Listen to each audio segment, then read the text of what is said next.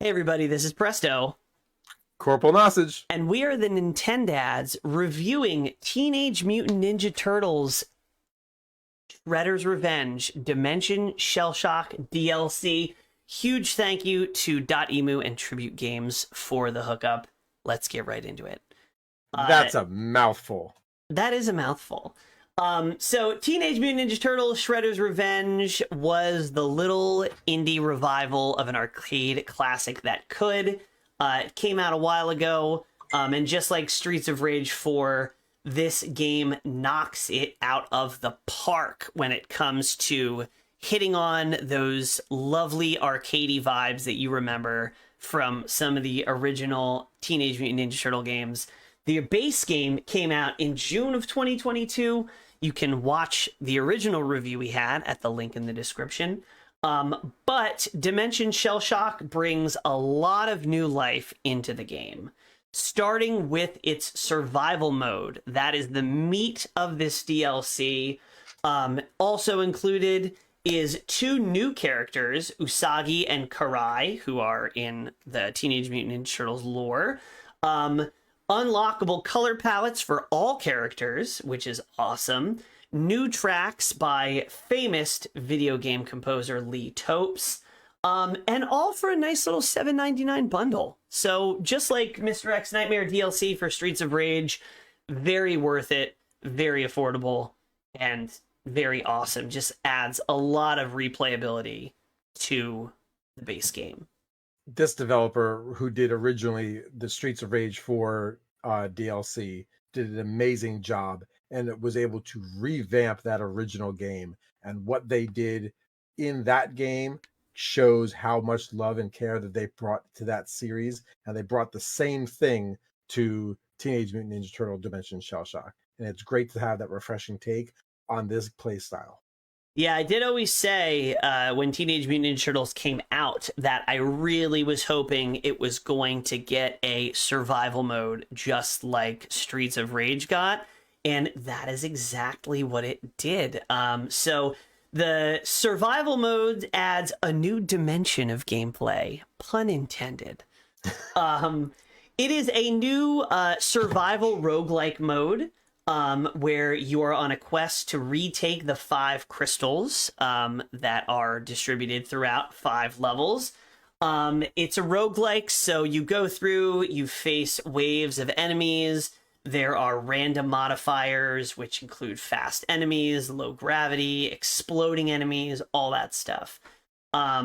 You collect shards as you go through each level.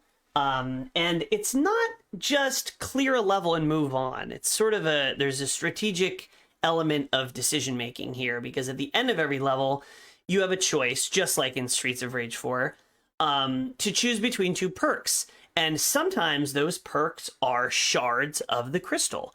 And in order to progress on to the next level, you need to obtain a certain amount of shards. I think it's usually 50 shards or 150 shards, and you fill up the thing, and sometimes those shards are collectible throughout the level. Sometimes they're available in a big chunk, 10, 20, 30 at the end of the level that you can pick up, or you can opt to get modifiers that restore your health, give you effects for a certain amount of rounds as you're playing, or even turn you into some of the bosses that you play throughout the campaign in the game, which is really cool. To be able to play as Shredder. Yes. Just actually turn into Shredder and then be able to wreck house as you survive through with the rest of your friends. And being able to play this game with so many people at once, and then having one person who gets to become the super while you still work as a team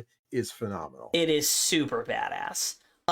It does have up to 6 people in a single play session, so it gets very, very hectic. Oh my gosh. And it can be difficult, even still with 6 players. Like, you have to make sure you pay attention to where you are and you don't get too badly beaten up.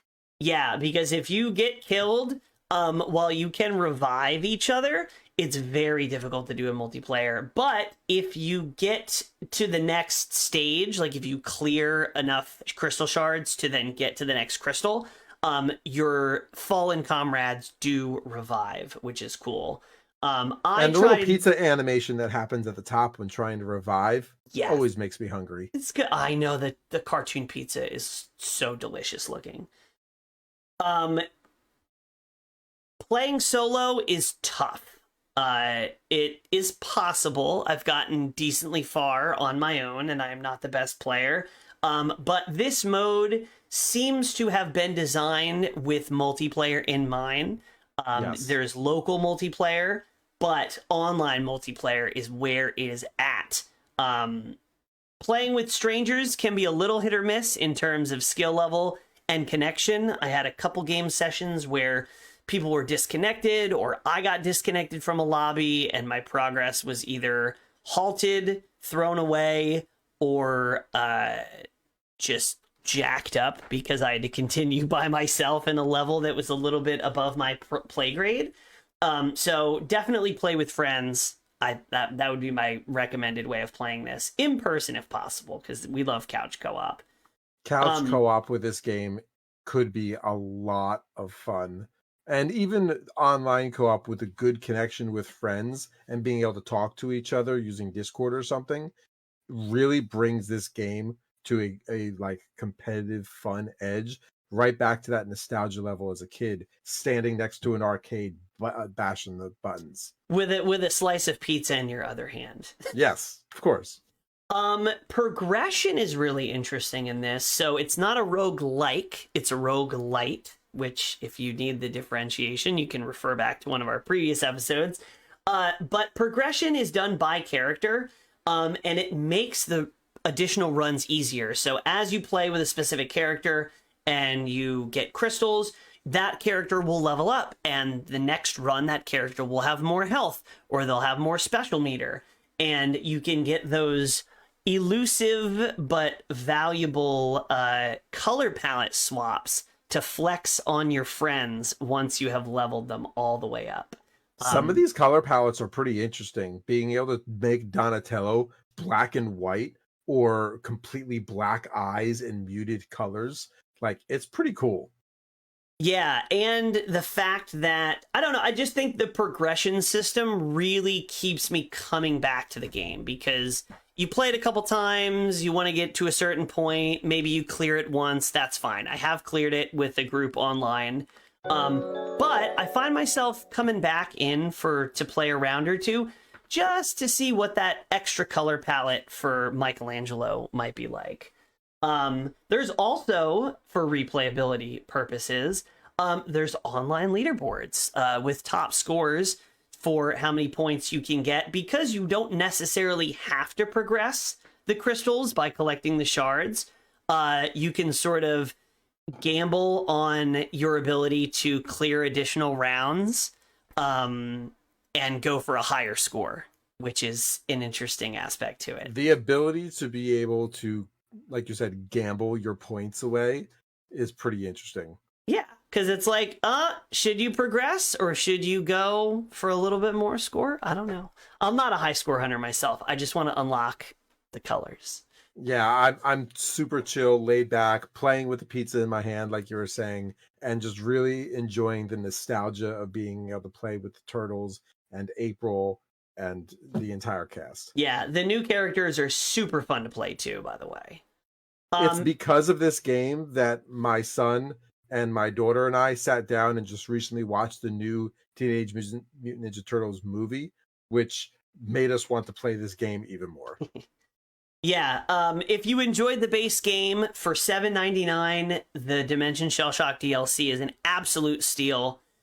Thanks again for Tribute Games and .emu for hooking us up with a copy, and we'll see you in the next review. Nintendads out.